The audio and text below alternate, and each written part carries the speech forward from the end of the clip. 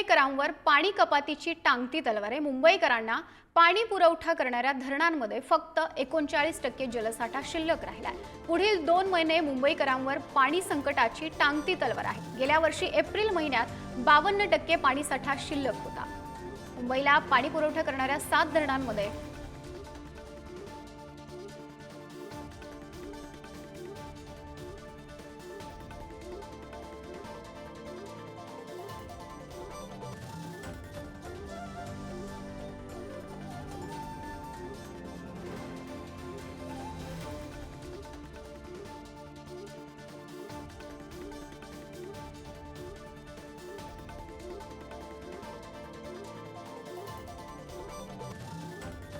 दरम्यान कोणत्या धरणामध्ये किती पाणीसाठा शिल्लक आहे ते आपण ग्राफिक्सच्या माध्यमातून पाहूयात।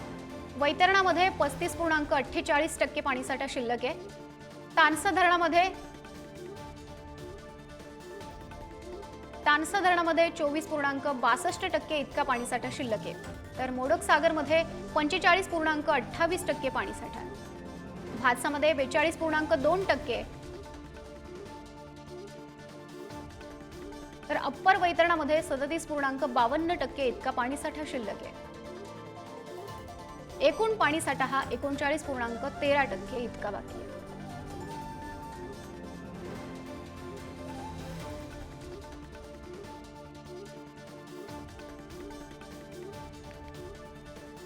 मुंबईकरांना जलसंकटाला सामोरं जावं लागणार आहे आणि मुंबईमध्ये पाणी कपातीचं संकट पाहायला मिळतंय।